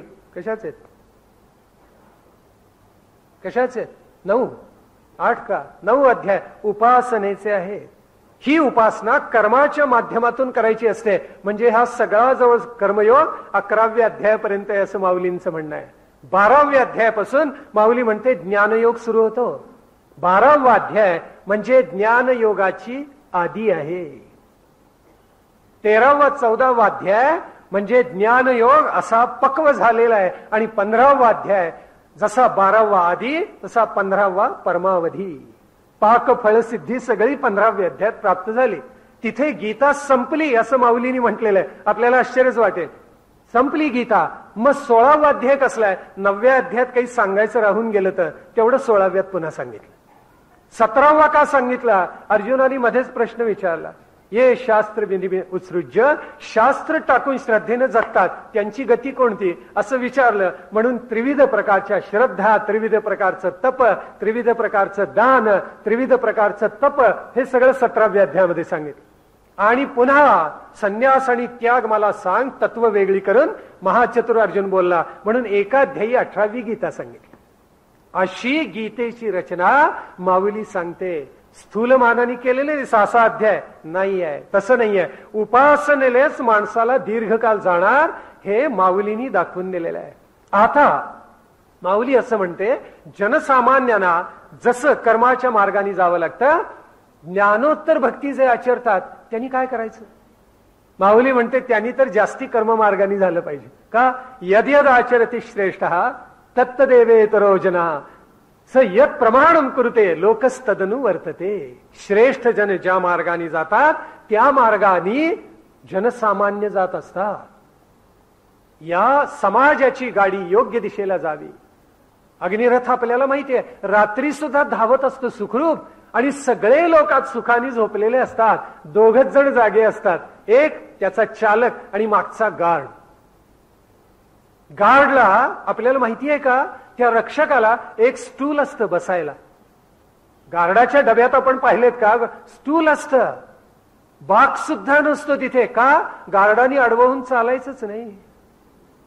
ड्रायव्हर जिथे चालक असतो तिथे आपल्याला माहिती आहे की तिथे गादी घातलेली नसते, त्याला उभंच राहावं लागतं रात्रभर प्रवास गाडीचा चालू असला तरी. तेव्हा महाजन कसे आहेत, श्रेष्ठ जन कसे आहेत, या समाजाची गाडी योग्य दिशेला जावी म्हणून ते गार्ड किंवा इंजन ड्रायव्हर सारखे आहेत. ते झोपले की समाजाची गाडी भलतीकडे जाऊन कोसळली म्हणून समजा. ज्ञानी माणसांनी का जागा राहायचं त्याचं उत्तर माऊलींनी दिलेलं आहे. म्हणून माऊली म्हणते, अर्थात एवढ्यासाठीच मार्गाधारे वर्तावे, विश्व हे मोहरे लावावे, अलौकिक नोहावे लोकांप्रती. हे आपल्या वडील बंधूंना सुद्धा ज्ञानेश्वर महाराजांनी सांगितलं. निवृत्तीनाथांना म्हणजे ज्ञानेश्वर महाराजांची बैठक किती उंच आहे आपल्या बरोबर लक्षात आलेली असते. ते सांगतात, कुळीचा कुळी धर्म अवश्य आचरावा. ज्ञानदेव म्हणे, ऐकाजी निवृत्ती शास्त्र पद्धती अशी आहे, तेव्हा आपल्याला या मार्गाने चालतच राहिलं पाहिजे. कर्ममार्ग कधीही टाकता येणार नाही. म्हणून जे ज्ञाते आहेत, ज्यांनी निष्काम कर्मयोग आचरला, त्यांनी विशेष करून कर्म आचरून दाखवावं असं ज्ञानेश्वर महाराज सांगतात. आता मगाशी जसं उदाहरण सांगितलं, कर्म कितीही चांगलं तरी त्याचं साल आणि आठळी टाका. म्हणजे काय टाका, कर्मात काय टाका, आम्हाला हे फळाचं कळलं, कर्मातलं काय टाकायचं ते सांगा असं ज्ञाते श्रोते म्हणायला लागले. मग माऊलींनी त्यांना फार सुंदर सांगितले, एका ओळीत सांगितलं, तैसा कर्तृत्वाचा मधु की कर्मफलाचा आस्वादू, या दोहीचे नाव बंधू कर्माचा की. एक ओवी इतकी सगळ्याच ओव्या थोर, पण फार थोर ओवी आहे. माऊली काय म्हणते बघा, तैसा कर्तृत्वाचा मधु की कर्मफलाचा आस्वादू, या दोहीचे नाव बंधू कर्माचा की. या दोहीमुळे कर्माचा बंध पडतो. कशामुळे, एक साल आणि दुसरी आठळी. कर्मातली साळ आठळी काय आहे? एक म्हणतात कर्तृत्वाचा माज. माणसाला फार चढतो. जरा यश मिळालं की मनुष्य किती उन्मत्त वागायला लागतो बघा. जगाला तुच्छ समजतो. एखाद्या व्यापाऱ्याला उदंड यश मिळालं आणि भराभरा पैसा मिळत गेला तर तो जगाला तुच्छच आहे. कोण क्रिमिकेटर? पैसा इतका येतो त्याच्याजवळ, उदंड धन साचतं आणि जगाला तुच्छ मानतो. तो जगालाच उलट शिकवायला लागतो. खरं धनाचं ओझं झाल्यावर नम्र व्हायला पाहिजे. उलटच घडतं. हा माजतो ताठ कोण्योस्ती सदृशो मया असं म्हणून माजतो तो. ज्याला कर्तृत्व करायचे त्यांनी नेहमी सजग असावं, जागरूक असावं. कर्तृत्वाचा माज कधी येऊ नये. तो माज आला तर काय होतं? एक व्यापारी म्हणे असं फार माजला. माजून काय करायचं? तो सगळ्या नोकरांना समोर बसवायचं आणि त्यांच्या समोर एवढं ताट फळांचं ठेवलेलं असं आणि सगळी फळं खायचं आणि साली अगदीच केळ्यासारखं असेल तर टाकायचं बाजू. आणि सगळ्या सेवकांना वाईट वाटायचं अरे 4 फळं यातली आपल्याला मिळाली तर बरं होईल. पण हा त्यांना वाकुल्या दाखवून मुद्दाम खायचा. इतका त्याला आपल्या कर्तृत्वाचा धनाचा माज चढलेला होता. रस्त्यातून एक भिकारी चालला होता. त्यांनी ते पाहिलं, त्याच्या तोंडाला पाणी सुटलं आणि तो पुढे आला. त्यावेळेला यांनी काय करावं? तो म्हणाला काय रे, उद्योगधंदा नाही, काही नाही. आंधळा होता बिचारा. हा व्यापारी त्याला म्हणाला वा रे वा, उद्योग नाही, धंदा नाही, नुसतं बसून खायला पाहिजे, काहीतरी हातपाय हलवा. बरोबर ते एका दृष्टी. पण पुढे त्यांनी अघोरी प्रकार काय केला? तो म्हणाला तुला खायलाच पाहिजे का? देतो. त्यांनी एक केळं सोललं, आतलं केळं खायलं आणि वरचं साल त्या भिकारीच्या हातामध्ये ठेवलं. त्यावेळेला तो भिकारी ते खाईना. तो म्हणाला महाराज हे साल आहे, मी कसं खाऊय? आणि त्यांनी ते साल खाली टाकलं. त्यावेळेला हा उठला, हातामध्ये छडी होती आणि सपासप वार केले त्या भिकार. बेदम मारलं त्याला, अगदी वळ पाठीवर उमटले आणि वेदनेनं तो कळवळून गेला. आणि तो म्हणाला आता तरी अक्कल आली का रे तुला? त्यावेळी तो भिकारी म्हणाला महाराज मला आयुष्यात कळलं नव्हतं असं तत्व आज कळ. त्यावेळी तो व्यापारी सपापला. तो म्हटला तुला असं तत्व काय कळलं ते मला सांग. त्यावेळेला हा म्हणाला की साल खाणाऱ्याला इतका मार तर गर खाणाऱ्याला काय?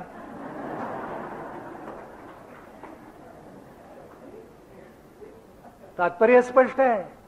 तैसा कर्तृत्वाचा मधु कर्मफलाचा आस्वादू, या दोहीचे नाव बंधू कर्माचा. की कर्मयोगामध्ये हे फार विशेष आहे की कर्तृत्वाचा माजही चढू नये आणि कर्मफलाची आसक्ती सुद्धा चित्तात जागू नये.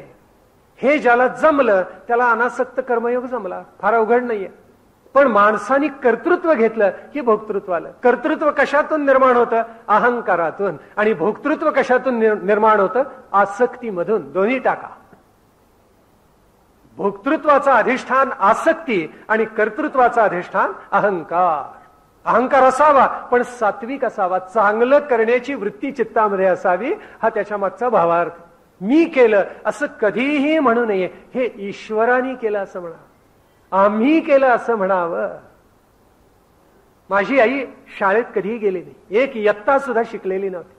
पण तिला जे शहाणपण होतं ते आज सुद्धा माझ्याजवळ नाहीये हे मला जाणवतं.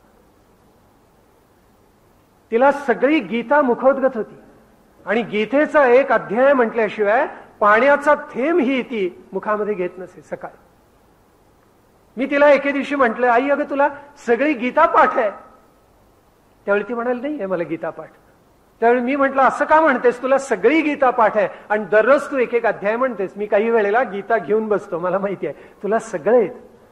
त्यावेळी ती म्हणाली बाळा असं कधीही म्हणायचं नसतं.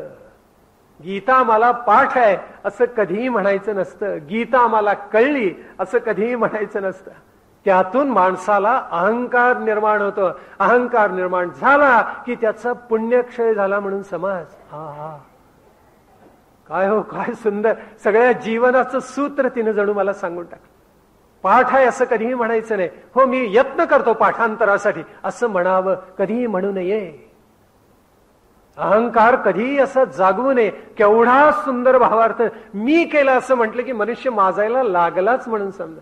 सगळं माझं, हो मी मी मी असं म्हणत जातो. मीला काय अर्थ आहे शेवटी? मी कोण?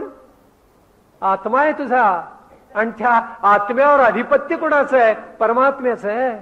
मग एवढं कळत नाही होय तुला मी म्हणजे कोण? तो आत्मा असेल तर तू काय केलं? काहीच केलं नाही. म्हणून संत काय बोलतात? रामच करता रामच भोगता. समर्थ रामदास आपल्या सगळ्या भक्तांना आणि शिष्यानं वारंवार सांगत असत, हे म्हणारे रामच करता रामच भोगता. का? अहंकाराचा स्पर्श झाला की तुम्ही उपासनेपासून ढासळलात म्हणून समजा. वासुदेव बुवा कण्हेरीकर या नावाचे एक त्यांचे शिष्य होते, मठाधिपती. आणि त्यांना असं वाटायला लागलं मी केवढा शहाणा. त्यांनी स्वतंत्र मार्ग काढला, रामदासी संप्रदायाची उपासना टाकली. त्यावेळेला समर्थ रामदासांनी काठीनं झोडपले त्यांना. का?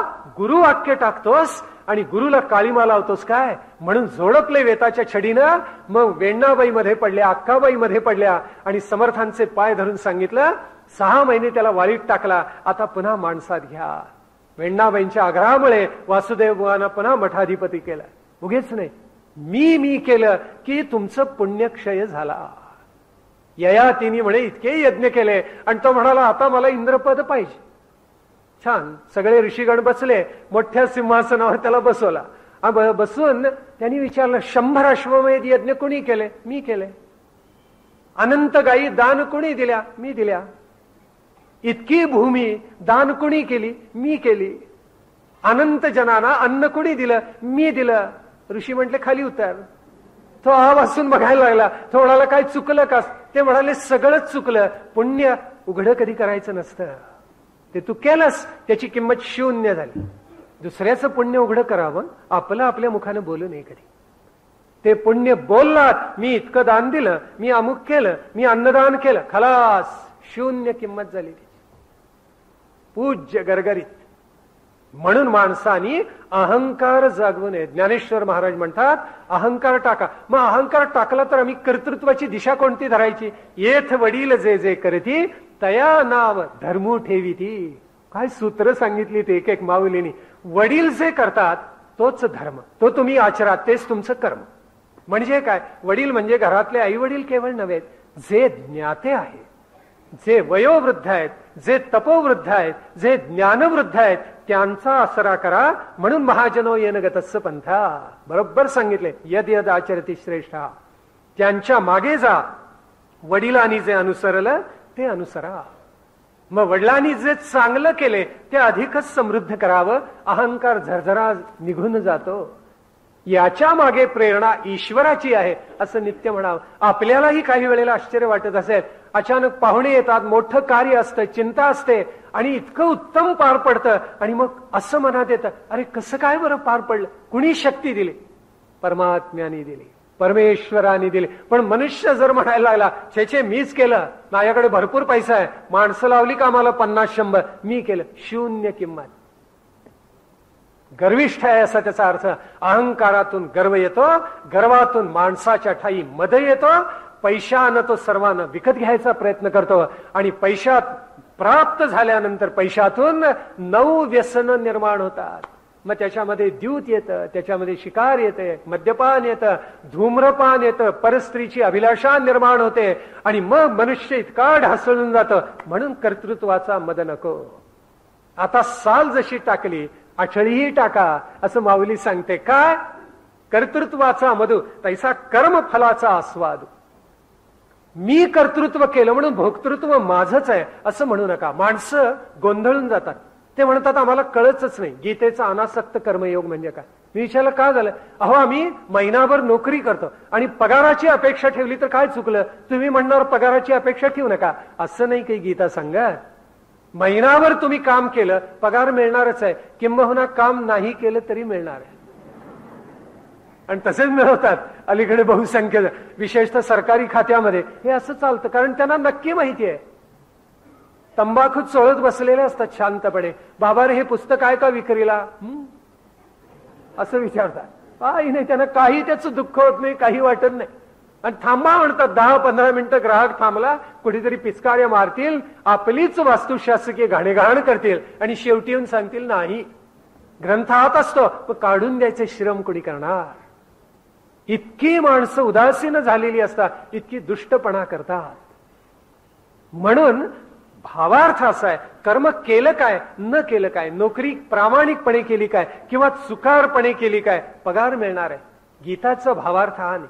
गीता म्हणते जे कर्म तू महिनाभर केलंस ते कसं केलंस, मग त्याचं फळ काय आहे ते तुला कळेल.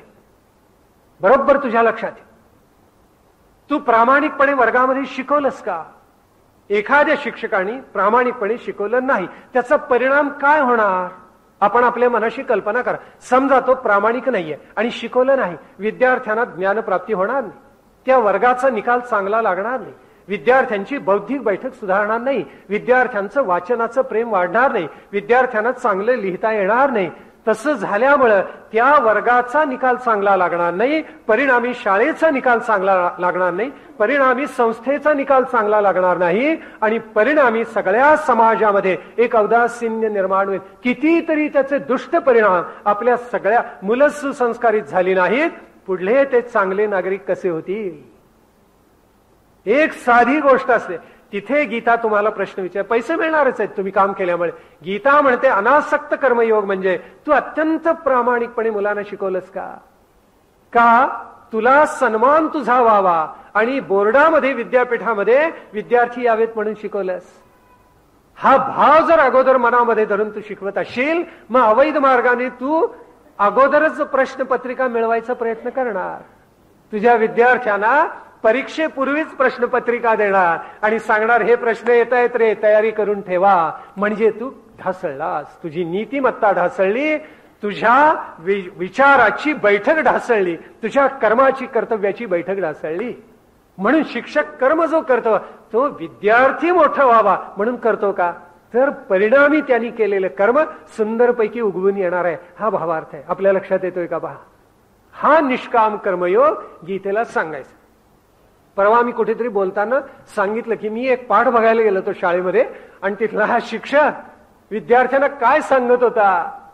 म्हण, बाणातला न म्हण, बाणातला न म्हण. अरे बाप रे, म्हणजे बाणातला न म्हण असं त्याला म्हणायचंय आणि तो विद्यार्थ्यांना आग्रहाने सांगत बाणातला न म्हण. आपण उद्धारावं आणि इतरांचा उद्धार करावा हे कर्मयोगातून शिकण्यासारखं आहे. माऊलीनं काय सांगायचंय? कर्तृत्व भोक्तृत्व का घ्यायचं नाही? तुम्ही निस्संग झाला की तुमच्या मनामध्ये हेच जागणार की या विद्यार्थ्यांचं मला कल्याण करायचं. विद्यार्थ्यांचं कल्याण जर मला करायचं असेल तर माझी तेवढी सत्पात्रता निर्माण व्हायला नको का? किती त्याला अनुबंध आहेत तुमच्या लक्षात येते का? पहा, मी सत्पात्र व्हायला पाहिजे, माझं ज्ञान वाढलं पाहिजे आणि ते ज्ञान विद्यार्थ्यांना मला भरभरून देता आलं पाहिजे, ही भावना जागते. म्हणून कर्तृत्वाचा माज नको आणि कर्मफलाचा आस्वाद घेण्याची बुद्धी मनामध्ये नको, अहंकार नको आणि आसक्ती सुद्धा नको. हे दोन्ही ज्याला टाकता आलं तो एका दृष्टीनं कृतार्थ झाला. कर्म करताना अनासक्त होणं म्हणजे संन्यास. आणखीन काय वेगळं आहे? तो एका दिवसात साधत नाही, तो हळूहळू साधावा लागतो. म्हणून गीतेने जो संन्यास सांगितलाय, माऊली म्हणते तो वृत्तीचा संन्यास आहे, तो कर्माचा नाहीये, कर्मातल्या वृत्तीचा संन्यास आहे. म्हणून सोनूमामा सुद्धा छान सांगत असत की अनासक्त कर्मयोग किंवा निष्काम कर्मयोग म्हणजे काय? कर्माचा संन्यास नाही तर कर्मातील संन्यास आहे. कर्मातील निष्कामता आहे, कर्माची निष्कामता नाही. वेगळा आहे बरं का दोन्हीचा अर्थ. एक ठिकाणी षष्ठी पुरुष आहे, दुसरा भाव वेगळा आहे. कसा? तर आपण कर्म करत असताना त्या कर्माचं फल ईश्वरार्पण करणं, याच्यामध्ये अनासक्त कर्मयोग. कर्म टाकायचं नाही, कर्म तुम्हाला टाकताच येणार नाही. मग आता ज्ञानी माणसाचं काय? माऊलींनी त्याला काही सुंदर उपमा दिल्या. ते म्हणतात की त्याचं जे संचित आहे आणि क्रियमाण आहे तो ज्ञानाने जाळून टाकतो. ज्याला अनासक्त कर्मयोग कळला, जो आत्मज्ञानी झाला, तो संचितही जाळतो आणि काय जाळतो तर त्याचं क्रियमाण तेही जाळून टाकतो. म्हणजे त्याचं क्रियमाण स्वतःसाठी होतच नाही, ते लोकांच्या कल्याणासाठी होतं. त्याच्यामुळं वैयक्तिक स्वार्थाचं त्याचं काही संचितात साठतच नाही. संचितही जळलं, क्रियमाणही जळलं. पण ज्ञानोत्तर महात्मा झाला तरी जोपर्यंत शरीर आहे तोपर्यंत कर्म करावीच लागतात. का? त्याला प्रारब्ध खोडता नाहीये. मागच्या जन्मातलं प्रारब्ध या जन्मामध्ये भोगून संपवायचं असतं. म्हणून ते संपवण्यासाठी त्याला कर्म करावीच लागतात. मग तो कसा उरतो? माऊलींनी फार सुंदर त्याला उदाहरण दिली. माऊली म्हणते, कुंभाराच्या चाकाला गती दिली की मडकं तयारून बाजूला काढलं तरी गती आहेच, ते फिरतच राहणार. हातामध्ये फुलं घेतली आणि देवाला वाहिली तरी काही काळ हाताला वास राहणारच. उदबत्ती जळून संपली तरी सुद्धा उदबत्तीचा सुगंध काही काळ दरवळत राहणारच. काय सुंदर उदाहरण आहे. तसं ज्ञात्या माणसाचं कर्म, त्याला ज्ञान झालं तरी उरलो उपकारा पुरता म्हणून राहणारच काही काळ. हा त्यातला भावार्थ आहे. म्हणून माणसाला कर्मयोगाची कास धरताना काही गोष्टी त्याच्या लक्षात आल्या पाहिजेत. एक, देह आहे तोपर्यंत कर्म करतच राहावी लागणार. कर्म तुम्हाला कधीही टाकता येणार नाही. दोन, कर्म तुम्हाला जर अनासक्त करायचं असेल तर ते कसं करा? महाजनो येन गतस्स पंथा, श्रेष्ठ जनानी जो मार्ग आचरला त्या मार्गाने तुम्ही जात राहा. म्हणजे न्याय मार्गावर, धर्माच्या मार्गावर, सत्याच्या मार्गावर चालत राहा. तिसरं, कर्तृत्वाचा माज तुम्हाला व्हायला नको. आणि काय करा? भोक्तृत्वही तुम्ही टाकून द्या. हे सगळं परमेश्वराने केलं असं म्हणा. संत असं म्हणतात. संतांना कोणीतरी विचारायला केलं, अहो केवढं केलं? देवानी केलं, पांडुरंगाने केलं, माझ्या गुरुनी केलं, माझ्या सद्गुरूंनी केलं. आणि काही वेळेला माणसं उलट करतात, सद्गुरू करतो, मी केलं असं म्हणतात. अरे चोरा, हे सद्गुरूलाही ठावं असतं, परमेश्वरालाही ज्ञात असतं. आणि म्हणून माणसाने फार सावध राहिलं. व कर्तृत्वाचा मद टाकावा, कर्मफलाचा आस्वाद टाकावा. आणि काय करावं? शेवटचं वृत्तीचा संन्यास करावा. हा वृत्तीचा संन्यास केला की तुमचं कर्म अकर्मात आपोआप पलटून जातं. कारण तुमची त्याच्यात आसक्तीच राहत नाही. कसं करावं म्हणे? गुराखी काय करतो? चारतो सगळ्या जनावरांना आणि पुन्हा घेऊन जातो. दुधाची अपेक्षा ठेवत नाही. तसं करावं म्हणे. कर्म कसं आचरावं? असं आचरावं. दुसरं, दाई बाळाला वाढवते पण ते बाळ माझंच असं ती कधी म्हणत नाही. त्याचं पालन पोषण कर, सगळं त्याच्याकडे लक्ष देते. त्याला मुंगी सुद्धा बारीक चव नाही म्हणून काळजी घेते. त्याला नाव माखू घालते, सगळं करते. पण हे बाळ माझं आहे कारण मी याला नाव माखू घातलं असं ती कधी म्हणत नाही. अनासक्त कर्मयोग करणाऱ्या माणसांनी त्या गुराख्यासारखं किंवा दाईसारखं असावं. कर्म करावं पण त्याला कधीही लिप्त होऊ नये. हे माऊली आम्हाला शिकवते. माऊलींनी 8-9 अध्यायामध्ये उपासनाच सांगितली आहे त्यांच्या मते, भावार्थ दीपिकेमध्ये. म्हणून कर्मयोगाचा असा हा प्रशस्त मार्ग फार सुंदर रीतीनं माऊलींनी उलगडून दाखवलेला आहे. तो कर्मयोग आज तुम्ही आम्ही सगळ्यांनी आपल्या हृदयामध्ये, आपल्या मनामध्ये, चित्तामध्ये, बुद्धीमध्ये सगळीकडे धारण करायचं. का? थोडं आत्मोन्नत होता यावं, थोडं उंच होता यावं. बरं, माऊलींनी वैशिष्ट्य असं केले की कर्मयोग भक्ती ज्ञान यांचा समन्वय केलाय भावार्थ दीपिकेमध्ये. तेव्हा कर्मयोग संक्षेपाने सांगितला. उद्या आणखीन गंभीर विषय आहे. मला वाटते गर्दी कमीच होईल. उद्या योग आहे आणि तो योग म्हणजे सोपा नाही आहे. एक अष्टांग योग म्हणाला तरी अवघड आहे, कुंडलिनी योग म्हणाला तर त्याहून अवघड आहे. पण माऊली म्हणते की त्या मार्गावरून योगाच्या चालणारा अजूनही कोण आहे तर शंकर आदिनाथ सुद्धा आहे. अरे बापरे, हे माऊलींचे उद्गार आहे. अजूनही त्या मार्गावरून महेशू कापडी चालतच राहिलाय असं त्यांनी म्हटलेलं आहे. तो कुंडलिनी योग, तो अष्टांग योग जो 6व्या अध्यायात आत्मसंयम योगामध्ये आलेला आहे, तो माऊलींनी कसा विस्तारून उलगडून दाखवलाय तो उद्याच्या प्रवचनामध्ये आज पाहायचा. जेवढं श्रवण केलं श्रद्धेनं अंतःकरणामध्ये धारण करायचं आणि आज माऊलींची आरती सश्रद्ध गायची, मगच काही काळ विरमायचं.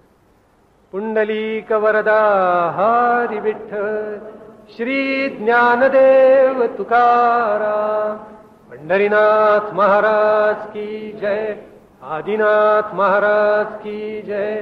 जय जय रघुवीर समर्थ. आरती ज्ञान राजा महाकैवल्य तेजा, सेविती साधू संत मन विठला माझा. आरती ज्ञान राजा. लोपले ज्ञान जगी हित नेणती कोणी, अवतार पांडुरंग नाव ठेविले ज्ञानी. आरती ज्ञान राजा महाकैवल्य तेजा सेविती साधू संत मनु वेधला माझा आरती ज्ञान राजा प्रगट गुह्य बोले विश्व ब्रह्माची ठेले राम जनार्दनी पायटकची ठेले आरती ज्ञान राजा महाकैवल्य तेजा सेविती साधू संत मनु वेधला माझा आरती ज्ञान राजा।